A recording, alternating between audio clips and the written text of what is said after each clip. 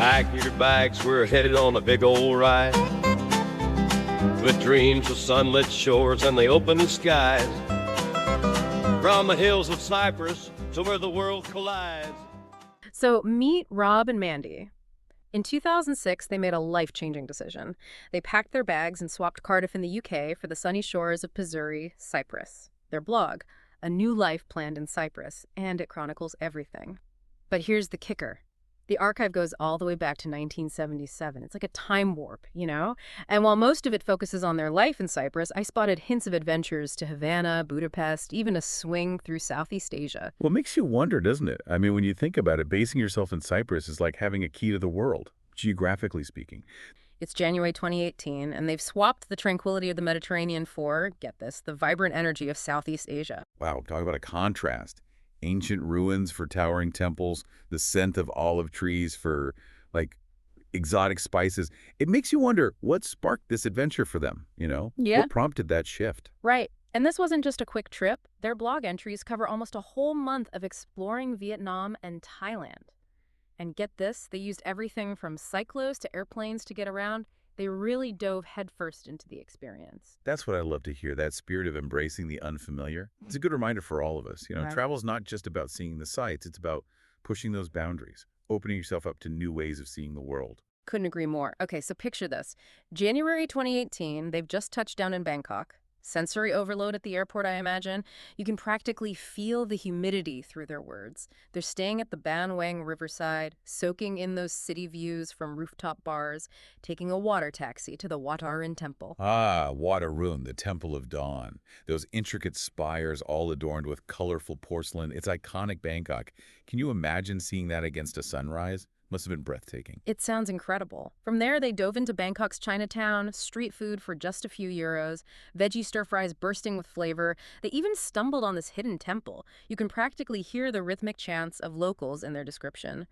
Talk about an immersive experience. That's where the real magic happens, right? Those unplanned discoveries, peeling back the layers of a place. It's about going beyond the tourist trail and finding the heart of a city. And from that controlled chaos of Bangkok's streets, they hopped a plane to Hanoi, Vietnam. Now, imagine a symphony of horns, motorbikes weaving through impossibly tight spaces, this constant flow of energy. That's Hanoi in a nutshell, at least according to Rob and Mandy. Hanoi's a city that truly pulsates, a real blend of old and new. Did they mention how it compared to Cardiff in terms of that hustle and bustle? Actually did. They said it with a touch of humor, but they said the organized chaos of Hanoi's traffic made Cardiff feel like a sleepy village by comparison. I can only imagine. But you know what? Despite that initial shock, they dove right in. They had dinner overlooking Hoan Kiem Lake, that iconic red bridge, found some peace and quiet at a rooftop bar overlooking the Old Quarter. Ah, there's something about those rooftop escapes, isn't there? Yeah. It's like finding a little slice of tranquility amidst the urban buzz. That chance to just breathe and watch the city lights twinkle below. Totally. And speaking of magic, their Hanoi adventure continued with a guided tour. First up, Ho Chi Minh's mausoleum. They went to a museum dedicated to Vietnam's ethnic groups, which is just amazing to get a sense of that cultural tapestry. They even tried their hand at making those traditional hand-painted tiles using lacquer, duck egg, mother of pearl. Can you imagine the skill? The patience. Yeah. It speaks to a real dedication to preserving those ancient crafts, doesn't it? Did they happen to mention if they brought any of their creations back home? Funny you should ask. Brenton had a hilarious story about trying to explain the duck egg part of his tile to customs officials. It sounds like his Vietnamese wasn't quite up to par. Oh, those language barrier moments, they make the best stories, don't they? It's those unexpected situations that often create the most vivid memories. Totally agree. And their adventures didn't stop there. They had a 9-course traditional Vietnamese meal, a feast for the senses. Can you imagine? After that culinary adventure, they braved the Hanoi traffic again, this time in cyclos. They even caught a street performance, the air filled with music and laughter. It's those little details that make you feel like you're right there with them. It really does. Their blog does an incredible job of capturing that sensory experience, you know? You can practically hear the street vendors, smell the amazing food, feel that energy. It's fantastic. And just when you thought their itinerary couldn't get any more packed, they hopped on a 3-hour bus ride to Ha Long Bay. And that's where a luxurious surprise was waiting for them. But we'll dive into those emerald waters and limestone wonders. Ram and Mandy are about to embark on the next leg of their Southeast Asia adventure. Remember that luxurious surprise? Oh, yes. I'm very curious about what awaited them at Halong Bay. Okay, so they arrive at the harbor, ready to board their cruise for this overnight tour of this world-famous bay. And guess what? They got upgraded to a deluxe suite. Traveling in style. And Halong Bay, I mean, it's a UNESCO World Heritage Site for a reason. Those emerald waters, thousands of limestone islands, it's like something out of a dream. It really does sound surreal. They described cruising past these majestic rock formations, even exploring the surprising cave. Apparently, it's this three-chamber cave system inside one of the islands. Oh.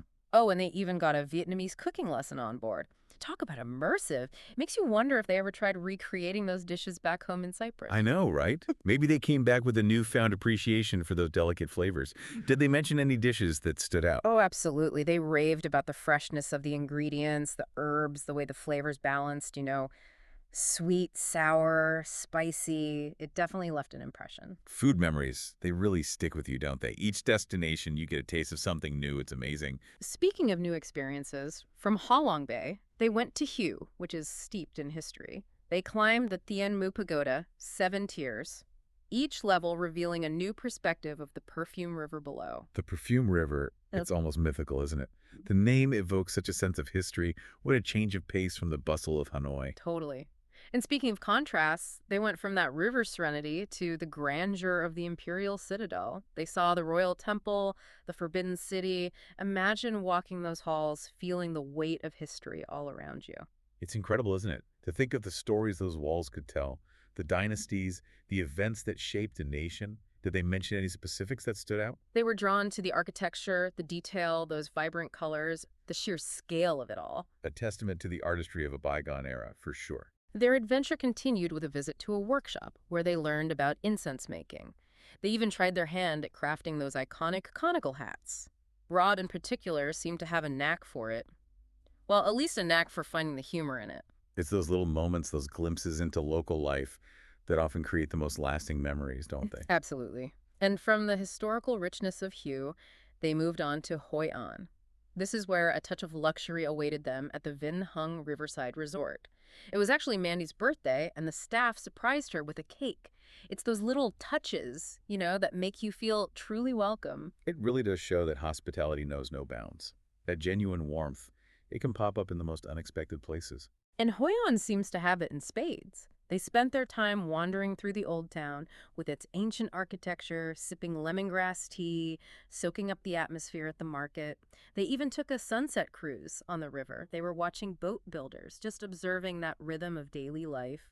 It's interesting, isn't it, how their pace seems to have shifted from whirlwind sightseeing to a more relaxed exploration. You're right. They definitely slow down in Hoi An. They even describe the evenings as magical, with the town all lit up by those colorful lanterns, candles floating on the river, a tradition to honor their ancestors. It sounds incredibly peaceful. It's beautiful to think those ancient traditions are still alive today, connecting us to the past. From there, their journey took them to Nha Trang, a coastal city known for its beaches. And this leg of their trip came with another memorable character, a very chatty transfer driver. He was determined to point out every five-star hotel along the way. You can almost hear him through their words. I love that. It's amazing how some individuals can leave such a mark, even through someone else's story. Their time in Nha Trang was go, go, go. They were strolling along the beach, enjoying fresh seafood, trying out the Vin Pearl Land amusement park. They even took a ride on the Vin Pearl cable car. It's one of the longest overwater cable cars in the world. Imagine the views. Wow. That's incredible. It's a reminder of how we push the boundaries of what's possible, isn't it? Mm-hmm. Do they say if either of them were scared of heights? Funny you should ask, because apparently Rob had a bit of a wobbly moment getting off the cable car, much to Mandy's amusement, of course. Oh, I love it. Those shared moments of laughter are what make a relationship, right? Their Nha Trang adventure continued with a visit to this replica Japanese tea house perched high above the bay. Then it was a walk through an aviary with all these exotic birds. They even saw people jetpacking over the water. It's remarkable how much they packed in. Culture, adrenaline, it seems like they embraced every opportunity. And they definitely didn't shy away from the food. They had cocktails at the Skydeck Bar, the highest building in the city. They had panoramic views. But they did have one culinary mishap. A BBQ garden where they had to cook their own food turned out to be well, not so great. It happens to the best of us. Even the most seasoned travelers have those culinary gambles that don't quite work out. But on to the next adventure. Ho Chi Minh City was calling. A city that never sleeps, a symphony of honking horns, a whirlwind of activity. Ho Chi Minh City, or Saigon as it was once known. A city steeped in history. I can only imagine the energy shift going from laid-back Nha Trang to that. Oh, they definitely felt it. They described the traffic as pure barmy. They said it made Hanoi look tame. I can only imagine. Navigating those streets is an adventure in itself. It's a real assault on the senses. But even in that urban jungle, they found those moments of peace. Rooftop cocktails at the Glow Sky Bar, city lights twinkling below. They explored those historical landmarks, the Reunification Palace, the old post office building, a reminder of French colonial influence. Architecture can be so powerful, can't it? A real window into the past. Did they reflect on any of those historical sites? They were particularly moved by the War Remnants Museum. They said it was a sobering experience, prompting reflection on the impact of conflict. It's a good reminder that travel isn't always glamorous. It's about engaging with history, acknowledging the darker aspects too, and recognizing the resilience of humanity. They also sought solace in the cultural scene. They saw a unique performance at the Saigon Opera House, the AO Show. It's a fusion of dance, drumming, acrobatics. It sounds amazing. I love that they sought out those authentic experiences. It's one thing to see the sights, but to really feel the pulse of a place through its art, that's something special. And speaking of authentic experiences, their next adventure took them to the Mekong Delta. Talk about a world away from the city. They swapped those bustling streets for endless paddy fields. We had this guide, Ben, who led them on this journey of discovery in his trusty Toyota 4x4. The Mekong Delta. It's like its own universe, isn't it? Waterways, rice paddies. It's a testament to nature and the people who live in harmony with it. What a contrast to everything else they'd experienced so far. Absolutely. They visited the Vintrang Pagoda, and shared insights into his Buddhist faith. They met the monks. Then it was a boat ride across the Mekong River, which took them to Unicorn Island, and this is where they learned about chocolate making. Chocolate. In Vietnam, I had no idea. Right, apparently it's a relatively new industry there, but it's growing fast. The Mekong Delta's climate is perfect for those cacao trees. They learned about the whole process, from bean to bar.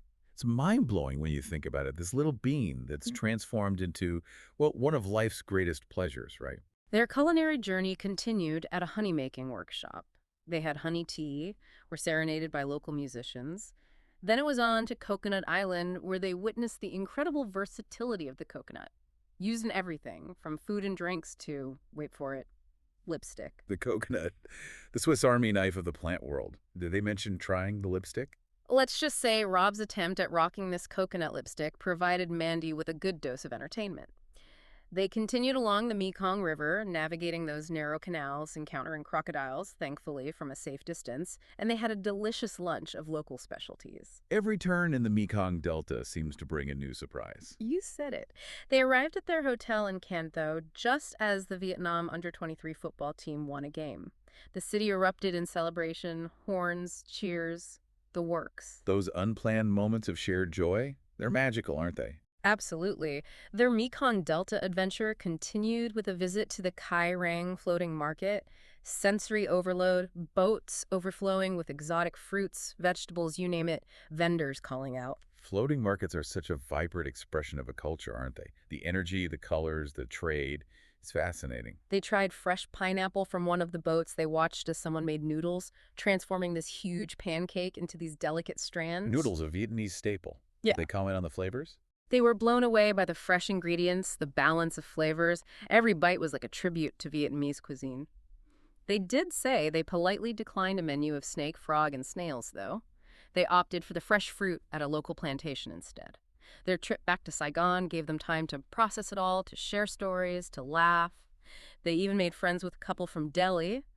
And then a final smashing meal, as they put it, at the Garlic restaurant in Saigon marked the end of their time in Vietnam. There's something so special about those shared mealtime conversations, those connections you make with people from all walks of life. Their last day in Vietnam was spent in a local park, soaking up the atmosphere. Tai Chi practitioners, ballroom dancers. It seemed like a microcosm of Vietnamese life. It seems fitting that their adventure ended on that note of peaceful observation. From the energy of Hanoi to those peaceful moments in the park, They really did experience the full spectrum of Vietnam. And from there, it was back to Thailand. This time, they went beyond Bangkok. They flew to Krabi, which is known for its beaches and limestone cliffs. Krabi, a true paradise. A far cry from the Vietnamese cities in terms of pace. Their blog entries from Krabi are all about relaxation. Days by the pool, swimming in the ocean, indulging in Thai food. They even tried water aerobics. Well, Mandy did. Rob, it seems, preferred to observe from afar, documenting those classic Mandyisms, as he called them. I love that. Those little insights into their dynamic really make the stories come alive. One entry in particular describes Mandy by the pool turning to Rob with this puzzled look. Why, she asked, do all these Russian men wear smudgy buglers? Rob was in stitches. We're left to decipher the mystery of the smudgy buglers. Some things are better left to the imagination, right? They did a sunset cruise. The sky ablaze with color as they sailed along the coast. And of course, no Thai experience would be complete without a green curry. A classic. And for their final adventure, a day trip to the Phi Phi Islands. Those towering limestone cliffs, turquoise water, hidden coves. It's the stuff of postcards. The Phi Phi Islands, made famous by that movie, The Beach. It's a dream destination for many. They snorkeled, swam, enjoyed another epic sunset, this time with a side of tremendous downpour, as they put it. Ah, yes, those tropical downpours. You just never know when they'll hit. Did they stay dry? Let's just say their attempts to outrun the downpour provided even more entertainment. Sometimes embracing the elements is all part of the fun, isn't it? Their last day in Thailand was bittersweet. Relaxing by the pool in Krabi, they reminisced about their journey, from the chaos of Hanoi to those peaceful moments in the Mekong Delta, the ancient temples of Bangkok. What an incredible adventure. They really did experience such a range of cultures, landscapes, emotions, everything. And as they prepared to say goodbye to Southeast Asia, they even tallied up all the different ways they'd traveled. Cyclos, riverboats, long-tail boats, a Siamese wooden junk, a dragon boat. They even rode in an open-back van. The diversity of transportation is incredible. It shows how adaptable they were, how open to new experiences. Rob and Mandy's blog has taken us on such a journey, hasn't it?